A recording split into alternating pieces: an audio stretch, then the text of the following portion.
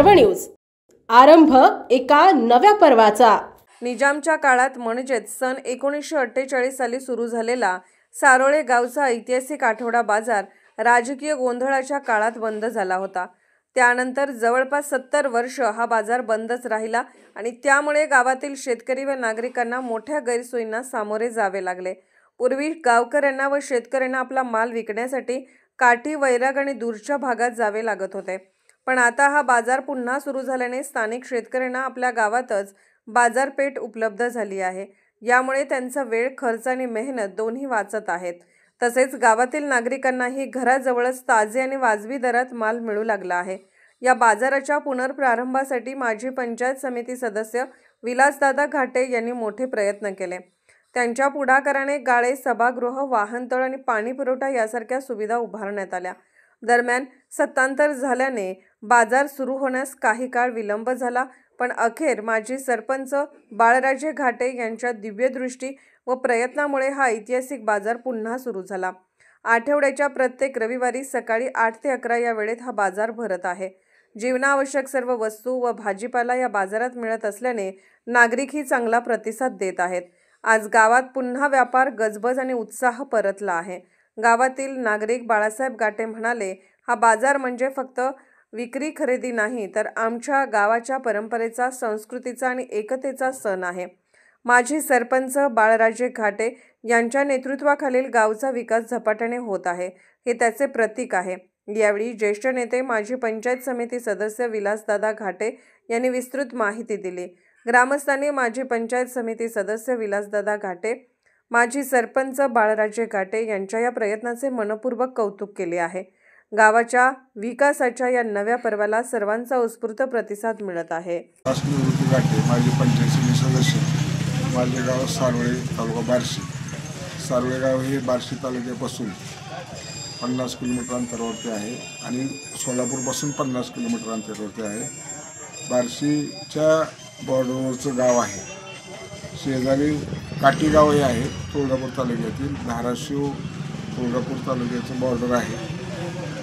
यापूर्वी स्वातंत्र्यपूर्वी काळामध्ये सारोळे येथे दर शुक्रवारी आठवडा बाजार भरत होता, परंतु 1948 साली निजाम स्टेट भारतात विलीन करण्यासंदर्भात डॉक्टर वल्लभभाई पटेल यांनी जी काही कारवाई केली गृहमंत्री म्हणून, त्यावेळेला निजाम स्टेट खालसा झालं आणि ते भारतात विलीन झालं। त्या दरम्यान जे रजाकाराचा गोंधळ होता, त्या गोंधळामध्ये बऱ्याच ठिकाणी गोंधळ चालू असल्यामुळे त्यावेळेला तो बाजार, सारोळ्याचा शुक्रवारचा बाजार बंद झाला। नंतर मी 1979ला सरपंच झाल्यानंतर हळूहळू गावामध्ये काही विकास कामं करत असताना सारोळे येथील आठवड्याचा बाजार भरवण्यासाठी या ठिकाणी गावच्या बाहेर, दिशेबाहेर ज्या ठिकाणी बाजार भरतो त्या ठिकाणी 10 गाळे, व्यापारी गाळे मंजूर करून घेऊन त्या ठिकाणी गाळे बांधले व्यापारी। त्याशिवाय ग्रामपंचायत ऑफिस बांधलं आणि त्या ठिकाणी एक सभागृह मोठं बांधून त्या ठिकाणी फार मोठं मैदान आहे, त्या मैदानामध्ये आठवडा बाजार भरवण्याची तयारी केली। परंतु 2002 मध्ये माझ्या भावाची दुर्घटना घडल्यानंतर 2004ला आमची सत्ता आमच्याकडे न आल्यामुळे, पुन्हा सत्तेवर असणाऱ्या लोकांनी त्या बाजार भरवण्याचा विचार न केल्यामुळं तो बाजार 2023ला सुरू झाला आणि तो रविवारी चालू करावा लागला। कारण शुक्रवारचा बाजार हा तोपर्यंत जळगाव येथे चालू केल्यामुळे तो वार अडचणीचा झाल्यामुळे रविवारी बाजार चालू करावा लागला आणि तो बाजार आता या ठिकाणी चालू आहे। आणि अशा पद्धतीनं तालुक्याच्या आणि जिल्ह्याच्या पासून 50 किलोमीटर अंतर असणाऱ्या गावामध्ये जास्तीत जास्त ग्रामपंचायतच्या हद्दीमध्ये आणि गावाजवळची शेतकऱ्याच्या हद्दीमध्ये सुद्धा गरज पडल्यास व्यापारी गाळ्याची संख्या फार मोठ्या प्रमाणात करण्याची तयारी आहे, जेणेकरून गावातील लोकांना तयारी चालू आहे आणि ते पूर्ण होईल अशी अपेक्षा व्यक्त करतो। आपल्या गावामध्ये पूर्वी बाजार होता, पण पूर्वी बाजार बंद होऊन परत नवीन बाजार चालू झाला।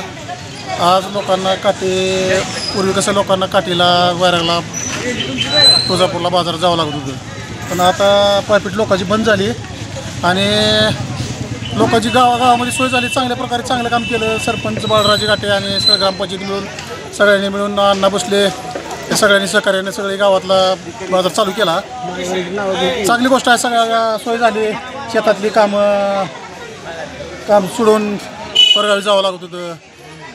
आता गावातल्या गावात सोय झाल्यामुळे लोकांना तास 2 तासात आपलं इथलं काम करून आपल्या शेतामध्ये जाता येतं पटकन काम.